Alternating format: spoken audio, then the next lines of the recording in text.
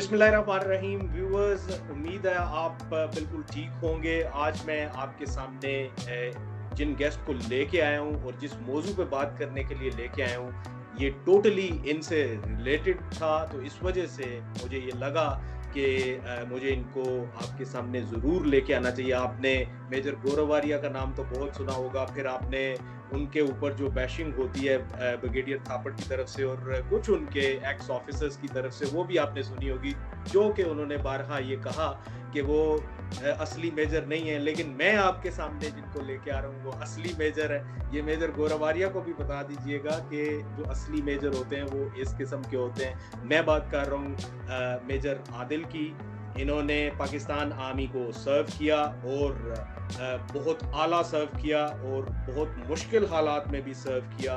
मुश्किल हालात में मैं इस वजह से कह रहा हूँ कि सियाचिन, जो कि one of the hardest point जहाँ पे कि कोई आप कह सकते हैं कि कोई आर्मी पर्सनल सर्व कर सकता है, वो उसको कहा जाता है, और वहाँ पे आदिल भाई ने सर्व किया मेरे बड़े भाइयों की तरह। तो इस वजह से आज इनके साथ बड़े इत्मीनान से बात होगी। और बात किस मौजू पे होगी? बात इस मौजू पे होगी कि एल्टीट्यूड पे सर्व करना कैसा है, और जब आप एल्टीट्यूड पे सर्व करते हैं तो आपको क्या स्पेशल इक्विपमेंट्स और क्या स्पेशल प्रिपरेशंस चाहिए होती हैं, और उसके लिए पाकिस्तान आर्मी कैसे तैयार रहती है और किस तरीके से वो बहुत आला वहाँ पे सर्व कर रहे हैं। एग्जाम्पल हमारे सामने है, मेजर आदिल ने वहाँ पे सर्व किया और कंट्री को वहाँ पे सर्व करके आए। इस तनाजुर में इनसे ये सारी बातें पूछना इसलिए भी जरूरी है क्योंकि रिसेंटली आपको याद होगा कि गलवान वैली में जो दुर्घटना हुई, जैसे कि इंडियंस कहते हैं, उस दुर्घटना में जो वहाँ पे वो जो फाइट हुई है, उसको हम कह सकते हैं कि वो इस तरह के एनवायरनमेंट में हुई है जिस एनवायरनमेंट में कि मेजर आदिल सर्व करके हैं पाकिस्तान को, तो इनको सबसे बेहतर पता होगा कि वहाँ पे ये सारी चीज़ें कैसी हुई होंगी। तो major Adil, thank you very much for joining us. आपका बहुत बहुत शुक्रिया। Thank you so very much for such an elaborate introduction, राय साहब। और आपने जिन अच्छे अल्फाज से मेरा तारुफ कराया, मैं उसके लिए डिजर्व करता हूँ, ये नहीं करता, ये तो अल्लाह जानता है, लेकिन I am really grateful for such an honourable introduction first and foremost. Secondly, जिस टॉपिक के ऊपर आज आप बात करना चाहते हैं, वो आपने मेरी तस्वीरें देखी होंगी, मैंने ट्विटर के ऊपर शेयर की थी। बिल्कुल, मैं I was there as part of my war attachment, and we call it the war above the clouds. और आपको पता ही होगा कि first and foremost enemy in that environment is the weather, and then of course the enemy. और जिस scenario के अंदर मैंने सर्व किया वहां पे, ये मैं बात कर रहा हूँ 2001-2002 की, उस वक्त लाइव फायरिंग थी हमारी, इंटेंस फायरिंग होती थी। उसके बाद कुछ अरसे, काफी अरसे सीज फायर रहा एनवायरमेंटल कंसर्न्स की वजह से भी। लेकिन starting from the very outset, we passed out from the academy जिस वक्त कारगिल वॉर अपने अरूज के ऊपर थी। और कारगिल वॉर की वजह से हमारी पासिंग आउट जो है वो 2.5 month अर्लियर करा दी गई, बिकॉज एंड हमें स्पेशली ट्रेन किया गया। वॉरियर्स 99 एक एक्सरसाइज है जो हमें माउंटेनस वॉरफेयर के लिए ट्रेन किया गया, कि हमें स्ट्रेट अवे पासिंग आउट के बाद हमें बताया गया कि आप लोगों को कारगिल की वॉर में जाके you have to go and fight. But unfortunately, हमारी political leadership, they could not stand behind the army, and we lost Tiger Hill because of a betrayal from within, I would say. But even to date, we are holding 0.5353, which is even a more dominant height than Tiger Hill. And we are in a dominant position, and that is the place we snatched from the enemy.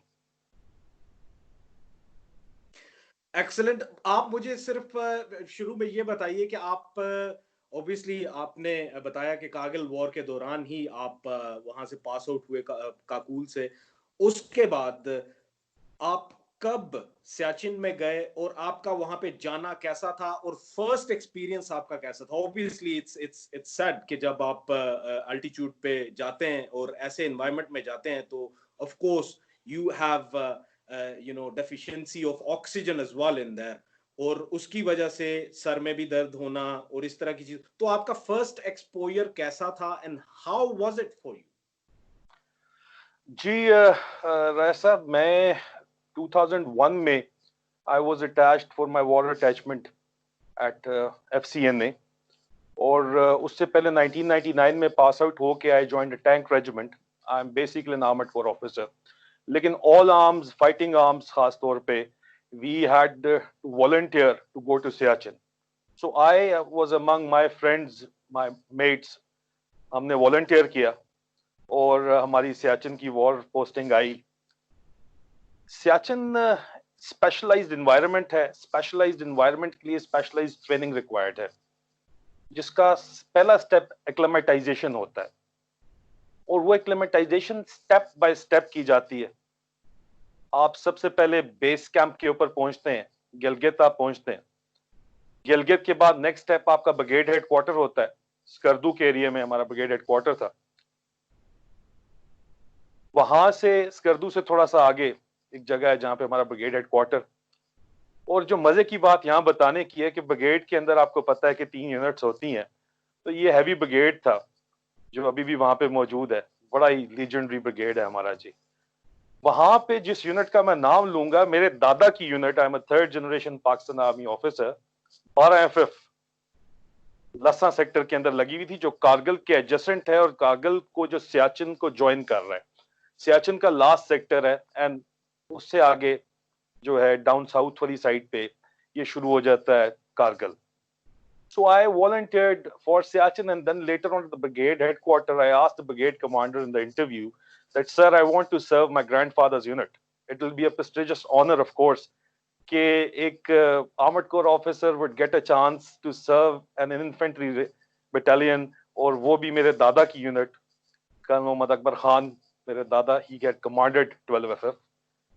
तो I requested the brigade commander and he was very kind enough. उन्होंने मुझे 12FF में सर्व करने के लिए he assigned me to 12FF. आप 10 दिन base headquarter में रह के, स्कर्दू में 10 दिन रहते हैं, आप एक्लेमेटाइज करते हैं। उसके बाद ब्रिगेड हेडक्वार्टर में भी you stay there for couple of weeks, ताकि आपकी एक्लेमेटाइजेशन स्टेप बाय स्टेप हो।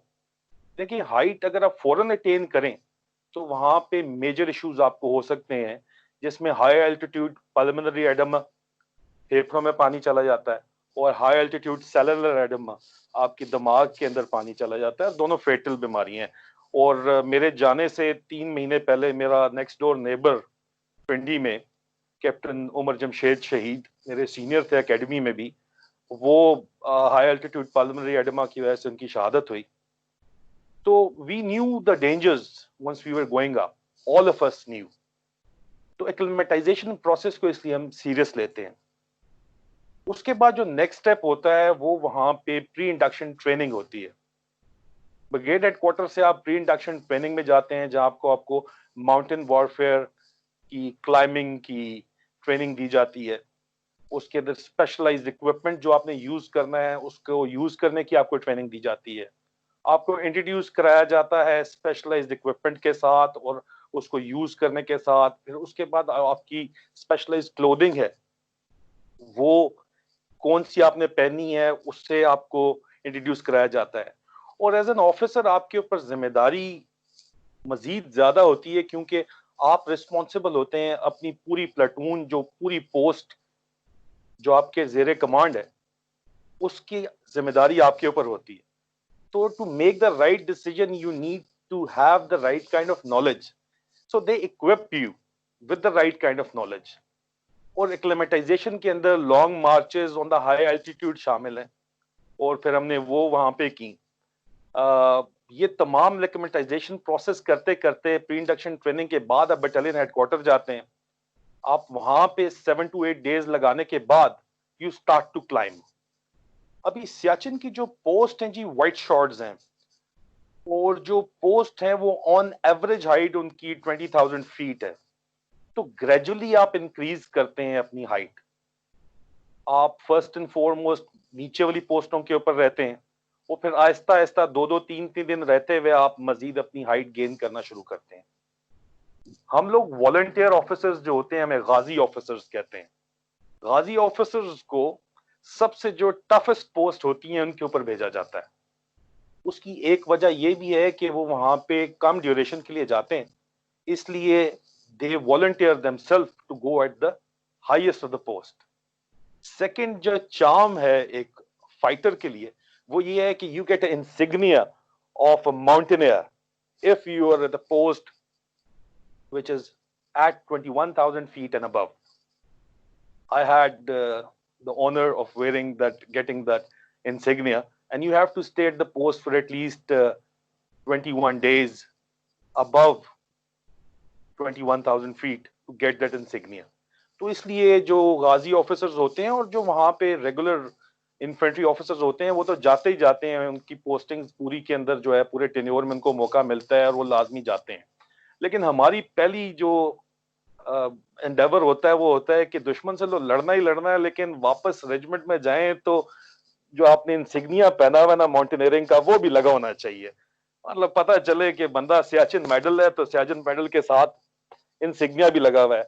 अगर आप वापस जिंदा चले जाते हैं, गाजी चले जाते हैं, नहीं तो शहीद अगर हो जाते हैं तो सो बिस्मिल्लाह जी, शहीद की जो मौत है वो कौम की हयात है, तो शहादत के लिए तो हरदम तैयार। तो दूसरी जो इसके अंदर इंपॉर्टेंट चीज है जहन नशीन करने की, वो ये है कि 16,000 फीट से ऊपर नॉर्मल ग्रीनरी खत्म हो जाती है। मतलब आपको ग्रीन पौधे नजर नहीं आएंगे। सियाचिन का नाम भी आपको पता है ब्लैक रोज के ऊपर है। तो ब्लैक रोज का कलर इसलिए कि ऑक्सीजन की कमी की वजह से रोज का कलर ब्लैक हो जाता है। बड़ा रेयर रोज है, लेकिन ब्लैक रोज के नाम पे सियाचिन का नाम रखा गया। तो इसी तरह 16,000 फीट से प्लस जो है, it is not normal for human beings to live up there because of the lack of oxygen, and lack of oxygen causes lack of appetite, and you are losing weight irrespective of special foods over there. आप खाने का दिल ही नहीं करता, जबरदस्ती आप खाते हैं। पानी जो आप पिघला के वहां पे पीते हैं, वो उसमें एनर्जाइल डालना पड़ता है, ग्लूकोज डालना पड़ता है, ओनली देन उसको आप पी सकते हैं। ब्रीदिंग इश्यूज आपको डेफिनेटली होते हैं। हाइट की वजह से, लैक ऑफ ऑक्सीजन की वजह से आपके बॉडी के ऊपर बड़े नेगेटिव इफेक्ट्स हो रहे होते हैं। वो मैं आगे चल के आपको बताऊंगा पोस्ट की लाइफ के बारे में, कि वहां पे किस किस्म की मुश्किलात आपको आती हैं। तो overall it is a very specialised environment, but humans are not meant to be there.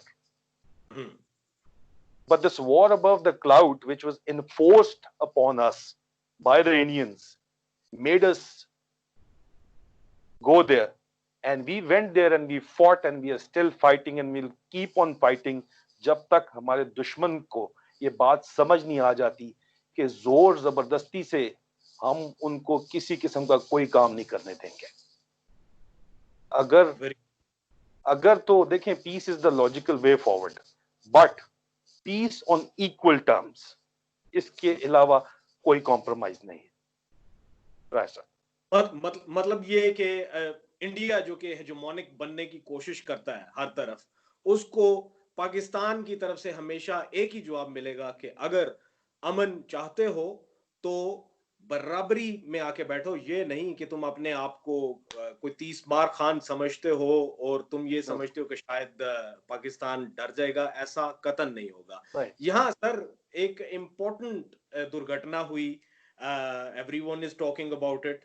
America से लेके चाइना तक और फार ईस्ट तक हर कोई इसी के बारे में बात कर रहा है। गलवान वैली में जो कुछ हुआ, फिर इंडिया का ये कहना कि शायद चाइनीज सोल्जर्स भी वहां पे मरे हैं। हालांकि ऐसी बात नहीं है, चाइनीज जो है वो फुली प्रिपेयर्ड आए थे। What I know of it कि उनके साथ कोई ऐसी स्पेशल बसेस भी आई थी जिनमें के उन्होंने ऑक्सीजन इक्विपमेंट्स जो हैं वो इंस्टॉल की हुई थी, और ताकि इन केस अगर उनके सोल्जर्स को जरूरत पड़ती है तो वो यूज करेंगे अपने सोल्जर्स को बचाने के लिए। आपसे मेरा क्वेश्चन ये है कि जितना आप इस बारे में जानते हैं कि एक कर्नल अगर उधर गया है, obviously he was commanding his forces, और वो वहां पे गया और रात के उस पहर गया, ऑब्वियसली इस नियत से गया होगा कि उसने अटैक करना है। तो आप मुझे ये बताइए कि क्या इनके साथ कोई एटलीस्ट कोई एमओ वगैरह कुछ इस तरह का होना चाहिए था, लाइक मेडिकल ऑफिसर होना चाहिए था जो जो कि मेक श्योर करता कि वो अपने जवानों को भी और अपने ऑफिसर्स को भी, in case he wanted to treat them, he could have treated them। लेकिन देखने में ये आ रहा है कि वहां पे ऑब्वियसली जो स्कफल्स हुई हैं वो लैक ऑफ ऑक्सीजन की वजह से मूवमेंट्स जो होती रही हैं उसमें they lost their breath, plus few of the people they jumped into nearest river, जिसमें के इस वजह से भी उनकी जब, और कैसा बेवकूफ लोग हैं कि वो पानी जो कि ग्लेशियर्स मेल्ट होके आ रहे हैं उसमें छलांग लगा के आप बचने की कोशिश कर रहे हैं, how would you be able to survive in that. तो ये भी हुआ। तो फिर लॉस ऑफ ब्लड की वजह से फिर इनको जो पीछे से जो कि री करना था वो इतना लेट किया गया, सुबह के वक्त जब वहां पे पहुंचे तो वो बहुत ज्यादा वहां पे अमवात हो चुकी थी, और उनको जब ये इंडियंस लेके आए हैं तो आपको नहीं लगता कि इनकी कोई मिस प्लानिंग थी वहां पे, इनके पास इक्विपमेंट अच्छा नहीं था, पूरा नहीं था, क्योंकि ट्रेडिशनली हमने ये देखा कि इंडिया फोकस करता, अपना सारा फोकस एलओसी पे रखता है, एलएसी पे नहीं रखता। तो आपको लगता है कि शायद इंडिया इंडिया से कोई बहुत बड़ी भूल हुई, और साथ में ये है कि वहां पे जो इनके 14 कोर के जो कोर कमांडर हैं लेफ्टिनेंट जनरल हरमिंदर सिंह, शायद हरिंदर सिंह, उनकी तरफ से भी कुछ लैक हुआ है इस मामले में, और इनकी को प्लानिंग ही नहीं थी, अगर प्लानिंग थी भी तो इस पाए की नहीं थी कि वहां पे ये चाइनीज को काउंटर कर सकें। आप क्या तज्जिया करते हैं इस बारे में? राय साहब देखें, in plain and simple military jargon, it was a planning failure. देखें, फर्स्ट एंड फॉरमोस्ट इन्होंने वही वाली गलती की इंडियंस ने 1962 में भी। ये लोग, इनको बढ़ के मारने का तो बहुत शौक है, तो इन्होंने यही कहा कि इंडिया के, ये समझे कि चाइना के पास तो है ही कुछ नहीं। उन्होंने 62 में इनको दिखाया, और ऐसा दिखाया कि पूरी दुनिया ने देखा, इतनी इन्होंने मार खाई। यही काम इनके साथ दोबारा हुआ है। दे वर थिंकिंग दैट इन ये लोग चाइनीज जो हैं बस इधर आके बैठ गए हैं ऐसे ही, whereas they came with a specialized equipment। उनकी जो उन्होंने अभी चाइनीज मीडिया ने ओपनली, अभी आप देखें ग्लोबल टाइम्स के ऊपर देखें, उनकी तो जो पोस्ट है, उनकी पोस्ट के ऊपर भी उन्होंने मेडिकल पोस्ट एस्टेब्लिश की हुई है, और स्पेशलाइज्ड ऑक्सीजन केबिन्स वहां को उनको प्रोवाइड किए हुए हैं। और हाइट्स के ऊपर तो मेन इशू ही आपका ऑक्सीजन का है। Then coming over to fighting without weapons, what kind of a war are we talking about? देखें, ये या तो आप चलें, ठीक है, आपका एक एग्रीमेंट हुआ था, आपने नई वेपन यूज करने से आपको डर लगता है चीनियों से, ठीक है, अच्छी बात है, हम समझते हैं, हमारे दोस्त हैं, we fight with them, we know. And जो इंडियंस को भी डर लगा हुआ है चाइना पाकिस्तान इंटरऑपरेटेबिलिटी का, इसके ऊपर बाद में बात करेंगे। लेकिन आप देखें कि purely from military point of view, जो फोर्स हाइट कैप्चर करके हाइट पे बैठी हुई है, वो एडवांटेज के ऊपर है। वो ऊपर से पत्थर भी फेंके ना, तो नीचे से आने वाला इतनी स्पीड से वो पत्थर आएगा कि उसको क्रश कर देगी। अभी इसमें मुझे जो इनसाइड इंफॉर्मेशन, जो नॉलेज है, वो जो मैं ओपन सोर्स के ऊपर अवेलेबल है, उसमें ये बात तो क्लियर है कि चाइनीज अपनी पोजीशन कंसोलिडेट करके बैठे हुए थे, और वो पूरी प्लानिंग करके आए थे। क्यों? क्योंकि आप देखें कि इंडियन पॉलिटिकल लीडरशिप जो है, इन्होंने बढ़ के मारना अपने वो जो पुराना इनका जो तरीका है उसमें शुरू की हुई थी कि हम गिलगित बल्तिस्तान भी ले लेंगे, हम चाइना पाकिस्तान इकोनॉमिक कॉरिडोर बंद कर देंगे। बढ़ के मारना, चेस्ट बीटिंग, तो कोई मतलब इनके ड्रामेबाजी बॉलीवुड तो इन पे खत्म है ना, तो वही इन्होंने पकड़ी हुई है, इन्होंने नॉर्मल जिंदगी में भी बॉलीवुड लेके आए हुए हैं। तो इस तरह ग्राउंड के ऊपर तो होता नहीं है। Chinese took it very seriously. Now Siachen is the only way जहां से ये निकल के China Pakistan economic corridor block कर सकते हैं, और इनका मेन सियाचिन के ऊपर आने का मकसद भी ये था 80s में जब आए थे, कि ये चाइना पाकिस्तान का जो लिंकेज है, रोड लिंक है, वो ब्लॉक करेंगे। ये तो पाकिस्तान आर्मी की ब्रेवरी है कि at the cost of our life we stop them, and to date we are stopping them, and there is no way in the world we are gonna let them achieve what they wanted to achieve. Their nefarious designs are going to be tarnished. It is as simple as that. But coming back to the present day and age, ये Daulat Beg Oldi DRDO road जो है, ये Indian army का सब sector north को जा रही है. इंडियन आर्मी सब sector north is the Siachen base. Pakistan Army enjoys road infrastructure up till the battalion headquarters of Siachen. And for that reason, logistic supply is very convenient for Pakistan Army. It is not the case so with the Indian Army. Indian Army had to fly each and everything to subsector north before this road which they made, Daulat Beg Waldi and जो DRDO road है, इसकी बात कर रहे हैं. अभी ये road अगर ये बन जाती तो इसके ऊपर मेन फोर्स, मतलब they made a main supply root, MSR बोलते हैं इसको मिलिट्री लैंग्वेज के अंदर. इन्होंने अपनी MSR एस्टैब्लिश कर ली. Chinese were watching them very carefully and at the same time they were giving. देखिए, या तो खामोशी से काम कर जाते तो चलें फिर भी कोई बात थी, लेकिन ये है मतलब बेसिकली एक वो पंजाबी के अंदर हम कहते हैं शो देने हैं ते शो दे. इन्होंने इतनी चीखें मारी, हम ये कर लेंगे वो कर लेंगे अपने फेलियर्स छुपाने के लिए. बालाकोट स्ट्राइक के बाद हमने इनका पायलट गिरा दिया, अभी नंदन को हमने पकड़ लिया. उसके बाद इन्हें बलूचिस्तान के अंदर हाइब्रिड वॉर हमसे शुरू कर दी, उधर हमने जाके कलभूषण को पकड़ लिया. ये इतने गंदे हो चुके थे कि ये सिर्फ फेस कवरिंग के लिए इन्होंने बढ़के मारना शुरू कर दी कि हम जाके गिलगित बल्तिस्तान ले लेंगे, हम POK ले लेंगे. जब इस तरह की बातें की तो Chinese realise that these jokers are getting serious, so let's teach them a lesson. And they increased their intelligence of the area. जब उन्होंने intelligence अपनी surveillance की तो उनको पता चला कि तो they are building this road very fast. And ये जो main supply route इन्होंने develop कर दिया है, इस पे ये बड़ी force ले जा सकते हैं. Core plus force इसके ऊपर move हो सकती है. And they can in real time threaten the China-Pakistan economic corridor. Chinese played very smart. Galwan valley जो इन्होंने अभी क्लेम भी की है और पूरी की पूरी उसको जो है कॉम्प्रिहेंसिवली कैप्चर किया है. It effectively cuts the Indian आर्मीज main supply root. अभी चाइनीज की मर्जी के बगैर वहां से वो सिंगल गाड़ी भी नहीं गुजार सकते, साइकिल नहीं गुजार सकते, तो पूरी कोर स्ट्रेंथ गुजारने की क्या बात है. So they failed them there and then, and there is no question in the world that Chinese are going back from there. And Indians are accepting it as usual. अभी आप देखें उन्होंने accept कर लिया है. अभी इसमें दो सिनेरियो मौके के ऊपर, ये जो coming back to the incident in which 20 Indian soldiers including the colonel got killed. You see, ये लोग गए होंगे, दो या रीजन हो सकती हैं. या तो इनको पता था कि ऊपर चाइनीज बैठे हुए and they wanted to go and capture that post. If that was the case, it was absolutely a stupid plan to go with. To send your troops up there, going at the height, without artillery support, without air support, is simply criminal. It is sending them to death, sure shot death. And that's what 14th Corps did. It is not possible that the 14th Corps commander, even the army chief, didn't know. They knew. But because of the political chest beating, and because they wanted some face saving, and because the Indian army have become lackey of Modi and BJP, they just went ahead.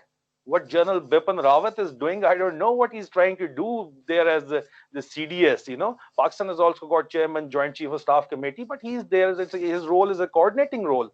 The army is commanded by the army chief. Now, इन्होंने duplicate command कर दी है. It's a political move, and they brought politics of BJP in the army. और ये उसका effect मुझे लगता है, जिसकी वजह से कोर कमांडर ने भी ओके कर दिया होगा कि जाने दो इनको ऊपर. ये गए ऊपर विदाउट वेपन्स, और अगर वेपन लेके भी गए तो without artillery support, without air cover ये गए.